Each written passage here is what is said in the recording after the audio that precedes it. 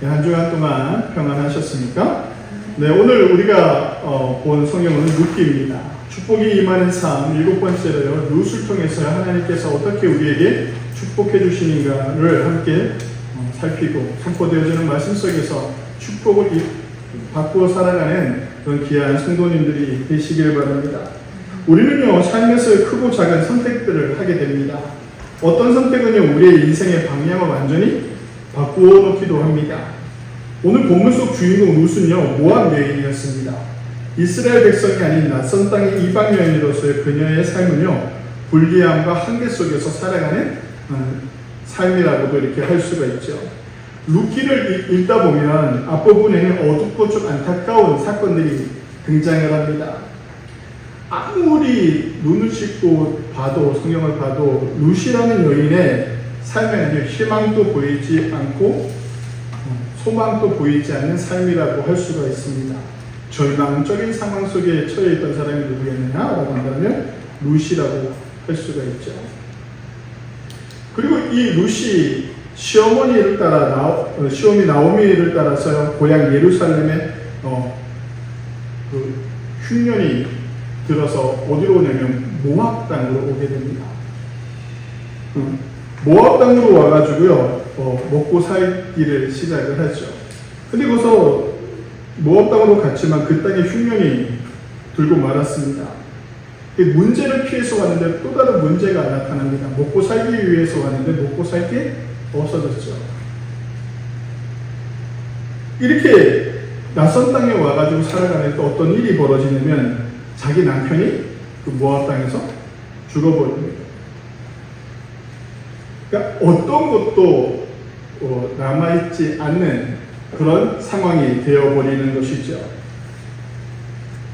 자기가 먹고 살기 위해서 예루살렘을 떠나서 왔는데 거기서 더 많은 것을 취할 줄 알아야 더 많은 것을 취하지 못하고 모든 것을 다 잃어버리는 상황이 되었습니다. 제가 예전에도 많이 말씀드렸지만 고대 사회에서 과부가 된다는 것은요, 오늘날의 개념과는 조금 다릅니다. 바닥난 인생의 표본이라고 할 수 있죠. 남성 중심의 사회에서 여성이 홀로 살아간다는 것은 더 이상 내려갈 곳이 없다라고 하는 것을 보여주는 그런 여러 가지 장면들이 있습니다. 의지할 것도 없고 생존이 불가능한 상태에 처해 있었던 것이 누구였냐면 룻이라고 할 수 있습니다. 희망의 불빛이 완전히 꺼져버렸습니다. 모든 크고 작은 희망이 끈이 다 사라지고요, 남은 것은 아무것도 없는 상태가 되어 있는 상황을 룻기 1장 2절에서 잘 보여주고 있습니다. 시어머니 나오미는요, 자기 자식들과 며느리를 데리고 모압 땅으로 왔습니다. 근데 어떤 일이 벌어지냐면 이 룻의 남편 나오미의 둘째 아들만 죽은 것이 아니라 첫째 아들도 그 자리에서 죽습니다. 그래서 시어머니 나오미가 두 며느리한테 얘기합니다. 어떻게 하냐면 너희들의 갈 길을 가라 라고 얘기하죠. 남편들이 다 죽고 난 상황에 여자 셋이 모여 있으면 이게 더 말만 나오고 더 이상 안 좋으니까 너희 친정집으로 가라 라고 이렇게 권유를 합니다. 그랬더니 큰 며느리가 이렇게 얘기하죠. 어머니 그렇게 말씀하지 마세요 라고 얘기하면 하늘이 어떻게 합니까? 그 자리를 떠납니다. 떠나서 자기 고향으로 가죠. 근데 둘째 며느리 룻은 어떻게 하느냐면 오늘 우리가 본 성경 룻기 1장 16절에서부터 17절에 이렇게 말하고 있습니다. 제가 읽어드리겠습니다. 룻이 이르되 내 어머니를 떠나며 어머니를 따르지 말고 돌아가라고 강권하지 마옵소서. 어머니께서 가시는 곳에 나도 가고 어머니께서 머무시는 곳에 나도 머물겠나이다. 어머니의 백성이 나의 백성이 되고 어머니의 하나님이 나의 하나님이 되시리니 어머니께서 죽으시는 곳에서 나도 죽어 거기 묻힐 것이라. 만일 내가 죽는 일 외에 어머니를 떠나면 여호와께서 내게 벌을 내리시고 더 내리시기를 원하나이다 라고 이렇게 말을 합니다. 삶이 척박하면 사람이 각박해지기 마련입니다. 그러니까 상황이 힘들고 어려워지면 마음이 어떻게 해지냐면요, 좁아지기 시작하죠. 자기밖에 볼 수밖에 없어요. 내가 힘들어 죽겠는데 누굴, 그렇죠? 돕고 누구를 이해하겠느냐라는 것이죠. 그런데 오늘 룻은 어떤 모습을 보이냐면 자기를 이익을 챙기지 않겠다라고 이렇게 말하는 겁니다. 내가 먼저 살아야겠다라는 이기심이 발동하지 않는 것이죠. 첫째 며느리가 상식적으로 당연한 선택을 한 것으로 보입니다. 이 첫째 여인이 첫째 며느리가 선택을 해가지고 자기 고향으로 돌아간 것은 어느 누구도 욕할 수 없잖아요. 먹고 살기 위해서 그랬던 것이죠. 그러나 룻은요, 그렇게 해도 상관이 없는데 어떻게 하냐면 어머니 옆에 있겠다라고 이렇게 이야기를 합니다. 여기서 우리가 알아야 되는 것은 무엇이냐면 룻이 선택한 것은 시어머니가 아니라 그가 믿는 하나님이었다는 것입니다. 그래서 내가 어머니께 머무시는 곳에 나도 머물겠나이다라고 하면서 뭐라고 얘기하냐면 어머니의 백성이 나의 백성이 되고 어머니의 하나님이 나의 하나님이 되시리라라고 이렇게 이야기를 하죠. 그러면서 뭐라고 하냐면 어머님이 묻히는 곳에 나도 거기서 묻히겠다라고 이야기를 합니다. 그러니까 이 룻은 이스라엘 사람, 유다 사람에게 시집을 오면서 어떤 자기의 정체성을 어떻게 완전히 바꿔버렸다? 자기는 모압 여인이 아니라 이제는 완전히 이스라엘 사람이다 라는 것을요 확연히 보여주는 장면이라고 할 수가 있죠. 우리가 인생을 살아가다 보면 선택할 때가 너무나도 많다라는 것입니다. 최악의 순간에 어떤 선택을 하는가가 매우 중요합니다. 어려움은요 되게 근시안이 돼서 어려움에 빠져 나가는 것이 세만 몰두하게 됩니다. 그래서 당장 쉬운 길을 찾고 당장 나에게 이득이 있는 길을 찾게 됩니다. 인생의 갈림길은요 바로 이때 어떤 태도를 가졌냐에 따라서 완전히 변화되어집니다. 룻은 자신의 선택에 생명을 걸었습니다.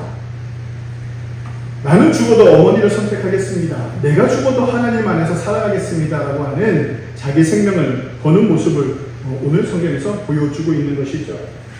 또 성경에 이런 여인이 하나 또 있는데 누구냐면 에스더입니다. 에스더가 이렇게 고백을 하죠. 죽으면 죽으리이다. 하나님 앞에서 자기 생명을 내놓는 이런 결단, 인생의 가장 힘들고 어려울 때 나의 모든 것을 내가 하나님 앞에 내놓겠습니다라고 하는 결계에 찬 결단이 필요하다는 것입니다.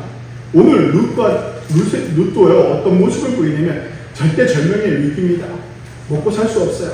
사람들로부터 손가락질을 받고 자기 친정에 들어가면 그나마 조금 부모 밑에서 살아갈 수 있는 그런 환경인데 계속 나오미 시어머니와 함께 있으면 세상 사람들에게 손가락질 받고 먹고 살 방법이 없다라는 것을 너무나도 잘 알고 있는 사실이었습니다.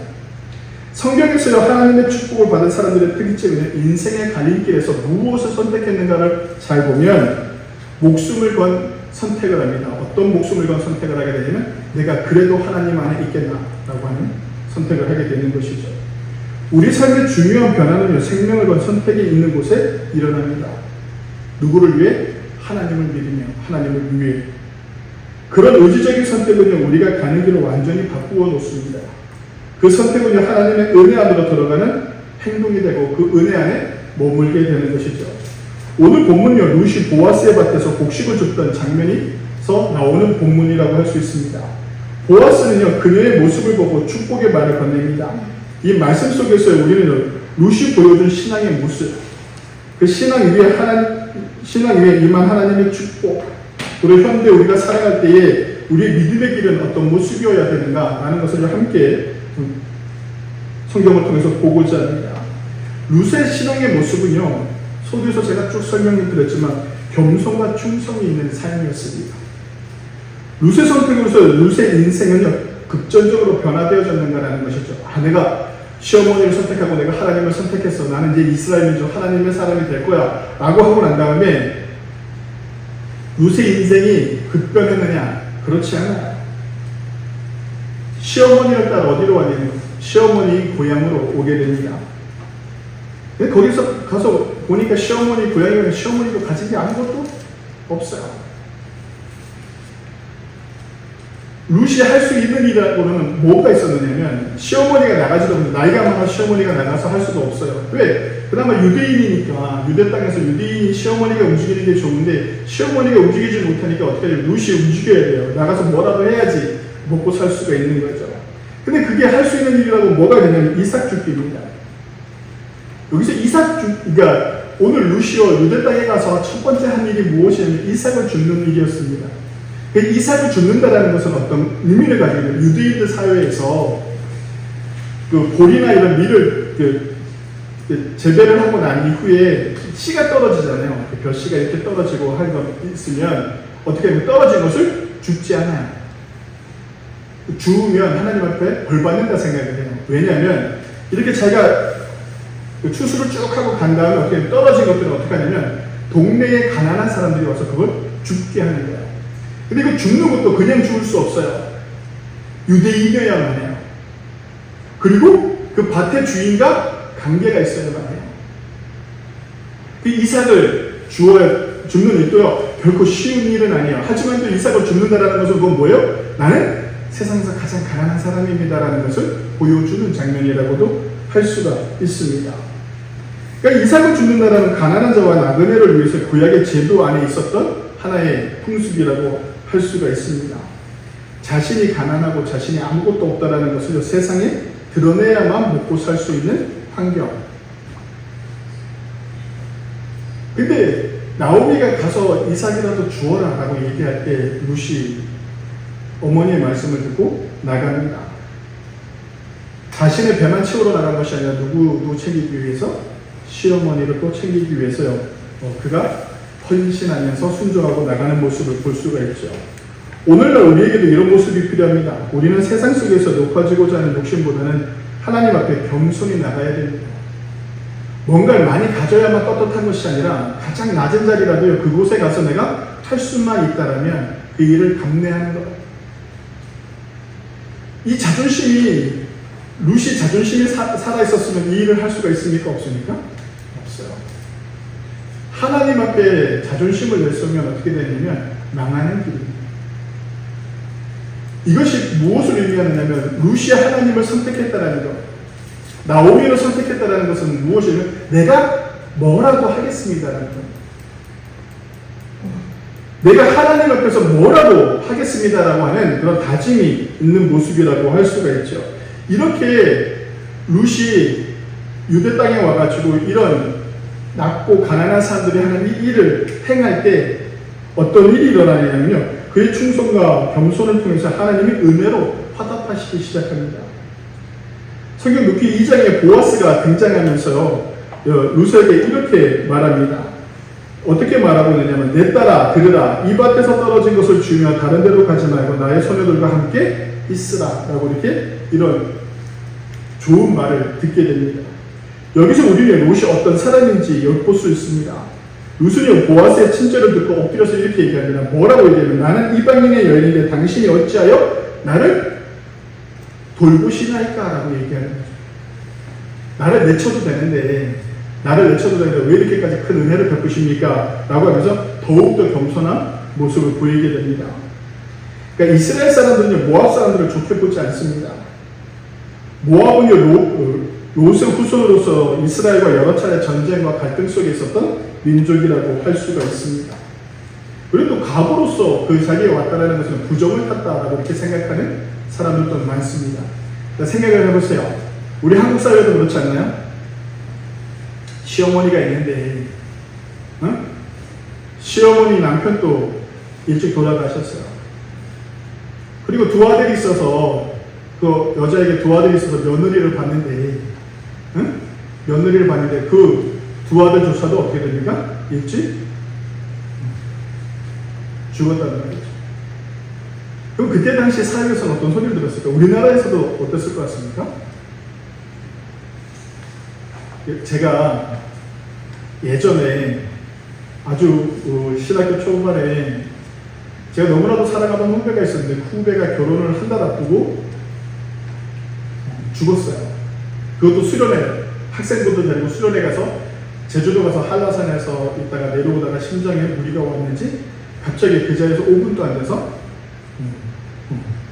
죽게 됐어요. 너무나도 저한테도 충격이었고 그 가족들에게도 충격이었죠. 근데 제가 듣지 말아야 될 말을 들었는데 어떤 말을 들었느냐면 그 전도사님의 할머니죠. 돌아가셨는데 그 할머님이 뭐라고 얘기하냐면, 제가 가서 위로를 한답시고 갔는데 저를 앉혀놓고 한다는 얘기가, 그 여자애가 며느리 되려고 했던 애가 남자를 잡아먹어 상여간다, 이렇게 얘기합니다. 맞아요, 틀려요? 세상에 그런 말이 어디 있어요, 그렇죠? 그 교회 권사님이시고 아들은 장로고 며느리도 권사인데 어떻게 그런 말을 할 수 있을까라는 생각을 했던 적이 있어요. 이 시대에도 그런데 지금 이 룻이 살던 이 시대는 고대 사회는 오죽하겠느냐라는 것이죠. 너무나도 힘든 인생을 살아야만 했다라는 겁니다. 근데 이렇게 룻이 어떤 선택을 했느냐면 하나님을 선택하고 내가 하나님의 백성이 되겠노라라고 선택을 하고 난 다음에 어떤 일이 벌어지기 시작하냐면 그의 인생은 고달프고 힘든 인생이에요. 남의 밭에 가서 이삭을 죽어야 되고 가난한 사람들과 함께 내가 가난한 사람입니다라고 하는 자기의 처신을 세상에 보여야 되는 그런 삶을 살게 된다는 거예요. 근데 하나님께서 어떻게 하시냐면 그 삶 가운데 은혜를 베푸시기 시작한다는 겁니다. 보아스가 롯을 만나 그에게 은혜를 베푸는 과정을 성경을 통해서 보면 은혜가 아니면 이루어질 수가 없습니다. 하나님의 손길이 아니면요 이런 놀라운 사건이 이루어질 수가 없죠. 본문 3절을 주목해서 보면 어떤 일이 벌어지냐면 2장 3절입니다. 룻이 가서 베는 자를 따라 밭에서 이삭을 줍는데 여기서 등장하는 단어입니다. 우연히 엘리멜렉의 친족 보아스에게 속한 밭에 이르렀더라라고 이렇게 이야기를 하죠. 엘리멜렉이 누굽니까? 자기 남편의 친족 집에 우연찮게 어디? 그 집에 가서 이삭을 죽게 되었다라고 합니다. 여기서 우연이라는 단어는요, 룻이 의도한 것이 아니라는 것을요, 밝혀주는 것이죠. 나오미가 저쪽에 가는 우리 친척 누가 있는데 그 집에 가서 이삭을 주어라 얘기하지도 않아요. 그냥 이삭을 주우러 나가는데, 이삭을 주우러 나갈 때쯤 사람들이 막 가면 거기 따라가라고 얘기한 거예요. 여러 밭이 있었을 거 아니에요, 그렇죠? 따라가라고 얘기하는 거예요. 따라가서 이삭을 줍고 있는데 그 이삭이 어떤 그 밭이었다? 친족이었다. 친척은 아니고 친족. 그냥 그런 원친족이었다라고 이렇게 이야기를 합니다. 그런데 4절에 보면 또 뭐라고 나오냐면 2장 4절에요. 마침이라는 단어가 등장을 합니다. 마침 보아스가 베들레헴에서부터 와서 베는 자들에게 이르되라고 이렇게 하죠. 그러니까 보아스가 원래는 그 밭에 있었어요? 없었어요? 없었어요. 없었다. 마침 베들레헴에 갔다가 다른 동네 갔다가 돌아와서 보는데 못 보던 여인이 뭐하고 있습니까? 이삭을 죽고 있는 것이죠. 여기서 우리가 주목해야 될 단어가 뭐냐면 우연이라는 마침이라는 단어. 오묘한 일들이 일어나기 시작했다라는 겁니다. 세상 사람들이 봤을 때 어떤 상황입니까? 우연. 정말 우연히 야 재수가 좋네 라고 말할 수 있는데 성경은 그걸 그렇게 말하지 않아요. 어떻게 말한다고요? 하나님의 섭리가 모든 것이 이루어지게 하신다는 것입니다. 룻이 집을 떠나기 전에 시어머니한테 이렇게 말합니다. 2장 2절인데요. 내가 밭으로 가서 내가 누구에게 은혜를 이루며 그를 따라서 이삭을 주겠나이까 라고 얘기를 합니다. 그러니까 룻이 당장 앞에 나가서 이삭을 주워와라 했는데도 아니, 어떻게 가야 될지도 모르겠고 어디를 가야 될지도 모르겠다라는 상황, 아무것도 할 수 없는 상황이라는 것을요 자기가 어머니한테 얘기해요. 어머니가 뭐라고? 그래도 가라라고 얘기해요. 먹고 살아야 되지 않겠느냐. 그래서 나가서 이삭이라도 주워오렴이라고 이렇게 얘기하죠. 자신이 이방 여인이고 아는 사람도 없는 환경에서 밖에 나가서 이삭을 줍는 일도 하기 어려운 상황이었습니다. 그런 룻에게 나오미가 그래도 가라고 말합니다. 어머니의 말씀에 순종하며 밖으로 나가는 순간부터 하나님의 은혜가 임하기 시작합니다. 우연히 엘리멜렉 친족의 밭에 가게 되고 마침내 보아스가 베들레헴으로부터 와서 룻을 보게 됩니다. 처음 보는 여인이 있어 물어봅니다. 주변의 종들이 룻을 잘 설명해 줍니다. 그랬더니 보아스가 룻의 상황을 쫙 듣고 이렇게 얘기합니다. 뭐라고 얘기했냐? 보아스가 룻에게 이르되 내 따라 들으라. 이삭을 주러 다른 밭으로 가지만요 여기서 떠나지 말고 나의 소녀들과 함께 있으라. 라고 이렇게. 이게 얼마나 큰 말이냐면 내가 너를 보호해 주겠다라고 하는 말과 똑같은 것입니다. 그러니까 은혜는 무엇입니까? 라고 한다면 세상 사람들이 말하는 우연을요 섭리로 바꾸어 놓는 놀라운 것이 은혜라는 것입니다. 평범한 일상 속에서 하나님의 개입이 일어나면요 갑자기 기가 막힌 반전이 일어납니다. 뜻밖의 장소에서 하나님을 만나게 되는 것이 바로 그 하나님의 개입이라고 할 수 있고 하나님의 은혜라고 할 수 있습니다. 누가복음 5장에서는 어부 베드로가 밤새 물고기를 잡고 허탕을 치고 와서 그물을 개고 있을 때 그때 주님이 그 일상 속으로 찾아오십니다. 그러고 뭐라고 말씀해요? 깊은 데로 가서 그물을 내리라. 어떤 일이 벌어집니까? 놀라운 일들이 벌어지지 않습니다. 자기들이 상상할 수 없는 큰 놀라운 은혜를 경험하게 됩니다. 모세가 갈대상자에 당겨서 나일강에 거쳐서 나일강에 이렇게 둥둥 떠다니기 시작합니다. 근데 우연히 그때 나일강에 누가 나옵니까? 바로의 딸 공주가 나와서 목욕을 하다가 그 바구니에 있는 모세를 발견을 하죠. 우리는 이걸 우연이라고 얘기합니다. 세상 사람들은. 하지만 우리 성경에서 뭐라고 얘기한다고? 그것이 하나님의 섭리 가운데 있다는 것입니다. 우연이를요 우리는 섭리라고 말할 수 있습니다. 은혜 안에는요 우연이 없습니다. 우리의 삶은요 하나님의 철저한 의도와 정확하고 완벽한 계획 속에서 우리가 움직여진다는 것입니다. 우리가 일상에서 하는 순간의 결정은요 하나님의 섭리와 계획 속에서 이루어지고 있음을 룻기를 통해서 잘 보여주고 있는 모습입니다. 하나님의 은혜는요 사람을 통해서 나타납니다. 룻에게요 여호와의 날개 아래 보호하는 요아스, 여호와 날개 아래 보호하는 너에게 큰 상이 있기를 원하노라라고 얘기했을 때 그 여호와의 날개를 누가 책임져 주고 있는 것입니까? 보아스가 책임져 주고 있는 것이죠. 은혜는 축복된 만남으로 찾아옵니다. 우리 가운데도와 만남을 통해 하나님의 은혜가 임하기를 바랍니다. 성도 여러분, 우연이라는 것은 없습니다. 여러분 우연히 이 자리에 오셨습니까? 아니에요. 이게 노사연 노래 중에 있잖아요. 우리의 만남은 우연히 맞아요? 아니야. 제가 노래를 잘 못해서 노래는 드릴 수 없는. 그냥 우연이 아니에요. 하나님의 섭리 속에 있었다는 것입니다. 보아스의 룻의 행위를 듣고 칭찬합니다. 11절인데요. 현대인 성경으로 제가 좀 쉬운 성경으로 읽어드리겠습니다. 뭐라고 얘기하냐면 나는 그대가 남편 이룬 후로 시어머니에게 한 일을 모두 들었네.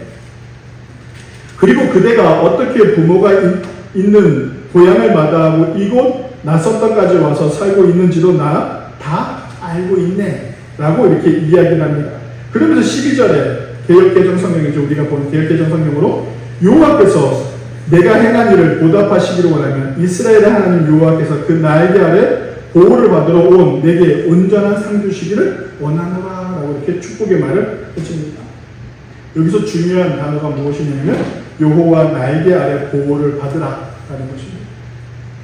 성도 여러분, 우리의 인생이 여호와의 날개 아래 보호받는 인생이 되기를 원합니다. 그 출발점이 무엇이냐? 하나님을 선택하는 일입니다. 하나님이 우선시 되는 삶을 살아가는 것입니다. 룻은요 하나님을 의지했고 하나님은요 그녀를 보호하시며 상급으로 채워주십니다. 나중에 그녀는요 보아스와 결혼하여 다윗의 조상이 됩니다. 놀랍지 않나요? 이방인 여인이요 이스라엘 민족의 족보에 들어간다는 거예요. 이건 있을 수 없는 일이에요.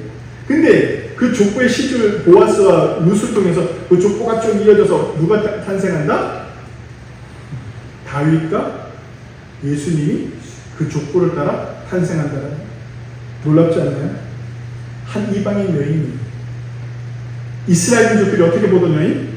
천하게 보던 여인. 짐승만도 못하게 보던 그 여인이 뭘 선택하는 바람에? 하나님을 선택하는 바람에.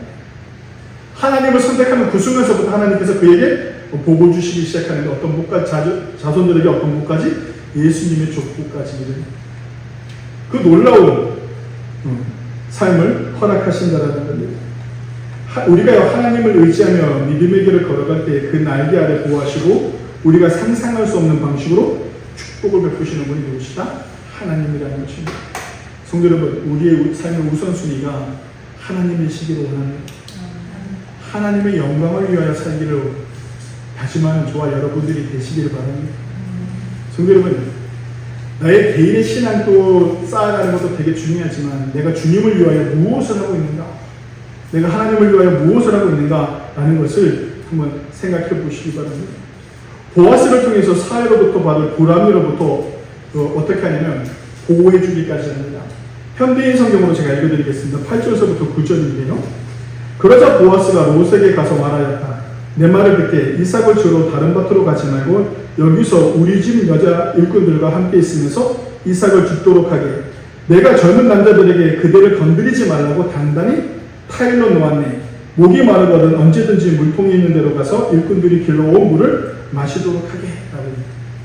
그러니까 이게 어떤 상황이냐면 이방 여인이고 과부다라고 하면 어떻게 해요? 사람들이 어떻게 한다고요? 남자들이 싫어한다는 거예요. 가만두지 않는다는 거죠. 어떤 짓을 해도 나쁜 짓을 해도 할 수 있는데 어떻게 합니까? 보아스가 그것 또한 보호해 줍니다. 룻이 나오미에게 가서 하루의 일을 이제 있었던 일을 나오미에게 가서 이야기합니다. 쭉 이야기를 하죠. 22절에 현대인 성경인데요. 시어머니는 정말 그게 좋겠구나라고 얘기합니다. 이거는 말하면 이제 보아스가 자기 밭에 와서 이삭을 주우라고 했습니다라고 얘기하니까 시어머니가 정말 그게 좋겠구나 하며 다시 말을 이었다. 얘야, 너는 그의 말대로 다른 밭에 가지 말고 그의 밭에서 일하는 여자들을 따라다니며 이삭을 줍도록 하여라. 그렇지 않으면 내가 다른 사람의 밭에서 희롱을 당할지도 모른다라고 이렇게 이야기합니다. 그러니까 지금 현재 보아스가 룻이 처하고 있는 삶은 어떤 삶입니까? 불안한 삶이에요. 어딜 가도 사람들에게 손가락질 받고 어디에 가서 희롱을 당하고 어디에서 나쁜 짓을 당해도 아무렇지도 않은 상태였어요. 어느 누구도 그 여인을 보호하지 않아요. 이방 여인이 유대 땅에 와가지고요, 혹여나 나쁜 사람들의 나쁜 의도로 그 여인이 목욕을 당해도 법적으로 어떻게 할 수가 없어요. 그냥 그 여인이 당하고 끝나는 일이에요. 아무것도 누구도 보호해줄 수 없는 그런 상태였다는 것이죠. 근데 어떤 일이 벌어집니까? 보아스를 통해서 하나님께서 그녀를 보호하신다는 말이죠. 하나님의 방법은 바로 이런 것입니다. 성도 여러분, 우리가 하나님을 선택하게 되면요, 하나님께서 우리를 보호하실 사람을 허락하신다는 겁니다. 그리고 분명 길을 열어주시고요, 그 안에서 하나님이 인도하시고 지키시는 그 놀라운 은혜를 경험하게 된다는 것이죠. 성도 여러분, 룻이 가진 것은 없었습니다. 젊음도 남편도 사회적 배경도 아무것도 없었습니다. 그러나 그녀는 믿음으로 겸손히 나갔고 충성스럽게 시어머니를 섬겼으며 문화적 차별을 믿음으로 극복했습니다. 그 결과에 하나님께서요, 은혜를 통하여 어떻게 하냐면 보아스를 만나게 하시고 다윗왕의 계보까지 들어가는 놀라운 축복을 허락하십니다.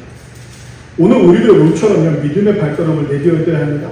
세상 속에서 손해보는 것 같아도 신앙을 지키며 겸손과 충성을 다할 때 하나님은 반드시 우리를 기억하시고 축복해 주십니다. 어떻게? 세상 사람들이 말하는 의원이라는 단어가 은혜로 바뀌고 하나님의 섭리로 바뀌는 그 놀라운 축복이 우리 안에 있다는 것입니다. 성도 여러분, 무엇을 선택하시겠습니까? 인생의 갈림길에서 여러분들은 무엇을 먼저 선택하고 무엇을 우선순위로 두시겠습니까? 하나님을 선택하고 하나님을 먼저 우선순위에 두는 그런 귀한 우리 성도님들의 삶이 되셔서 오늘 보아스가 얘기했던 그 축복이 우리에게 동일하게 이루어지기를 원합니다. 우리 다 같이 함께 읽겠습니다. 우리가 오늘 본 룻기 2장 12절 말씀입니다. 우리 다 같이 함께 읽겠습니다. 여호와께서 내가 행한 일에 보답하시기를 원하며 이스라엘 하나님 여호와께서 그의 날개 아래 보호를 받으러 온 내게 온전한 상 주시기를 원하노라. 성도 여러분, 온전한 하나님께서 보호하시는 그 놀라운 은혜 가운데, 그 하나님께서 주시는 그 상 가운데 삶을 살아가시는 저와 여러분들에 대해서 하나님의 섭리가 내 인생에 가득했습니다라는 그 고백이 저와 여러분들의 고백이 되기를 주님의 이름으로 간절히 축원합니다. 기도하시겠습니다.